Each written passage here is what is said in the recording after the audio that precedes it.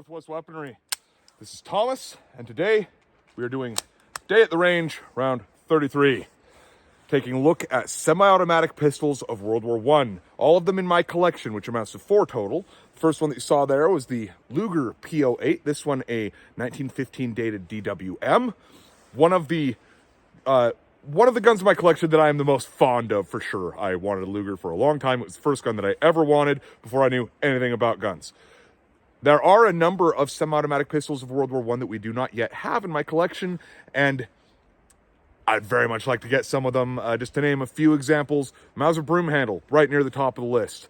The Roth Steyr, I actually know where one is. I'm just trying to find a way to source ammo for that before I would make any jump on it, because 8mm Steyr automatic is, as far as I can tell, near non-existent. From or stop, simply haven't found one yet for an acceptable price. And the Glicenti Italian automatic pistol, semi-automatic, haven't been able to find one, period, and ammo is also a problem for that one, as it was a proprietary round made only for that gun, from my understanding. But we do have 4 good examples to take a look at today.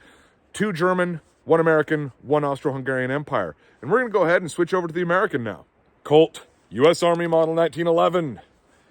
This is 7 rounds of 45 ACP, 1918 dated example, and the pride and joy of my pistol collection. Here we go.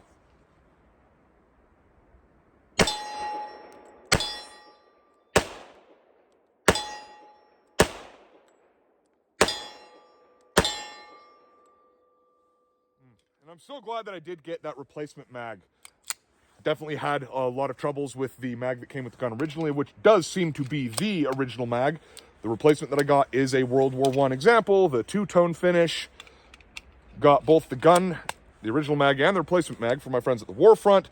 I actually think this is the only one of these 4 guns that I actually got from the Warfront, oddly, considering more than 50% of my collection came from them.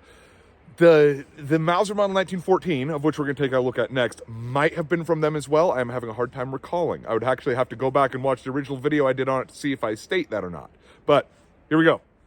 The Mauser Model 1914, as previously mentioned. One thing that I love with World War I pistols is that all of them are, like, mechanically wildly different. From the Luger to the 1911 to this, to the last one we're going to be taking a look at, the Steyr-Hahn, there is very little relating any of them to one another. This is the only one of them, for example, that is a heel release magazine. This is 8 rounds of 32 ACP, 7.65 Browning, 32 automatic, whatever you want to call it. It goes by many names. This thing is also so tiny, like with my large hands, it's the foot of the mag is actually very uncomfortable with my pinky being where it is. But that notwithstanding, here we go, 8 rounds.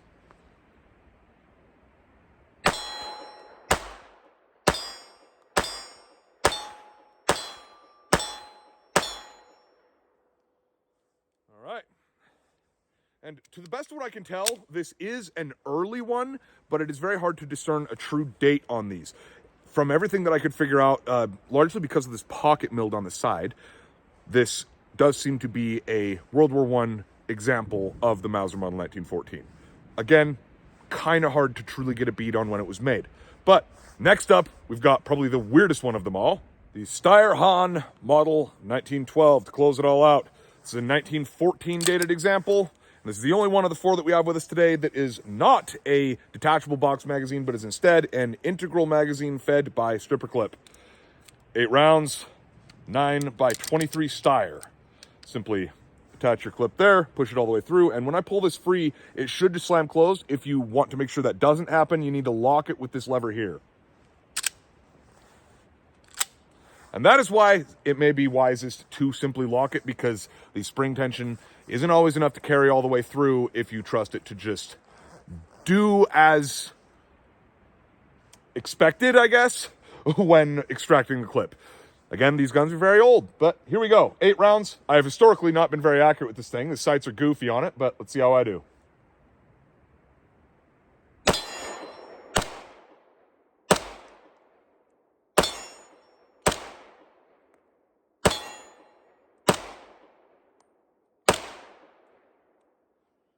Hit a few. Definitely could use some more practice with this thing. And you know what? I'm going to go ahead and load up a few more. I've got a couple more rounds with me. I could use the practice, and we've got 6 more rounds. This time I'm going to go ahead and lock the slide open so it doesn't do that goofy thing where it doesn't fully close when you yank the clip free. There we go, 6 rounds. Extract the clip, drop the slide, and see if we can make a couple more hits at least.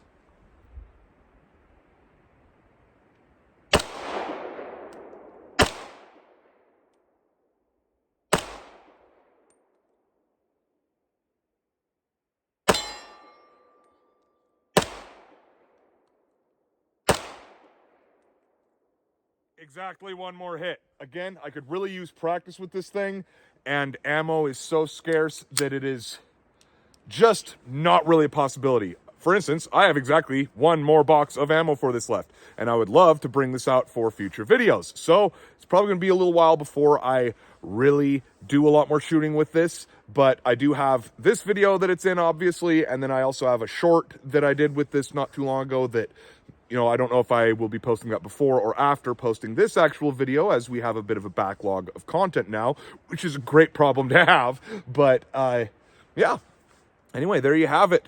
Semi-automatic pistols of World War I, as seen in my personal collection. I hope you all enjoyed the video. It's been Thomas with Great Northwest Weaponry, and I will see you next time.